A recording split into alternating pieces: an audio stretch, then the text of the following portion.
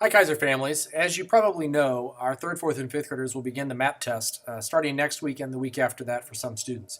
We appreciate you watching this brief video about what they can expect and actually what you can expect during this process. Our third, fourth, and fifth graders will again take assessments in English language arts and mathematics. What's different this year is that they are new tests and they are aligned with the new standards and thus with the new curriculum that has been developed by Kirkwood teachers. Our fifth graders will also take, in addition to math and ELA, they will also take the science assessments. Those are aligned to the older standards in science, the Missouri grade level expectations. What is very different this year is for the first time the grade level assessments will be taken statewide online, and Keysor kids will be using our iPads. Third graders will start taking tests next week. We expect them to test Monday through Thursday of next week. Fourth grade will be testing the following week after that, and fifth graders will be testing over the next 3 weeks at different times. Part of that is because fifth graders have a lot more tests to take, and part of it is because with the online assessments, we have only so many spots on the server that we can use at one time, and we want to make sure that our students don't get kicked off the server while they're testing. These guidelines come from the state, and to be honest with you, as we've heard from some of our friends in other schools who've started testing, these may not be exactly right. We think that the tests in some cases are taking longer than what they expected, particularly in ELA, but here's some guidelines for you.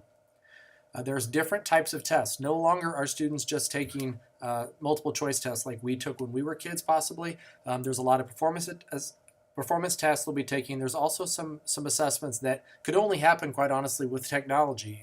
And so our kids may have some situation where they will be clicking on some text, or they may have to identify some parts of a problem that might have more to do with an answer. So just so that you know that there are some different types of tests that our students may be doing that even they've never done before this year. There's also going to be some listening things on the ELA.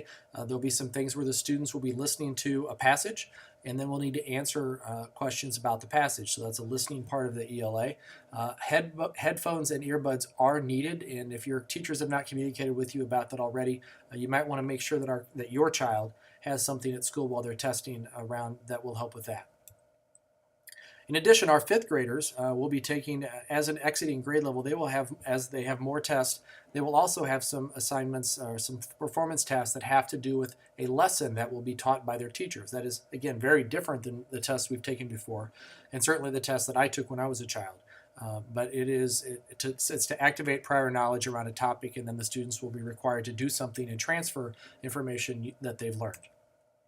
We believe that the assessments will once again have 4 levels: advanced, proficient, basic, and below basic, and our goal is for all Keysor kids to be at the proficient or advanced level. We've been preparing our kids all year long. The first thing that I have to mention is that our teachers have been providing high quality instruction all year long that's been aligned with the new standards, so that is key. Our students in third, fourth, and fifth grade have also been taking the Evaluate assessments, formerly known as Edison. They've been taking those since November, and that has been a very big help for them, I believe, and for their teachers in kind of getting formative data about how the students are doing and adjusting our instruction according to that.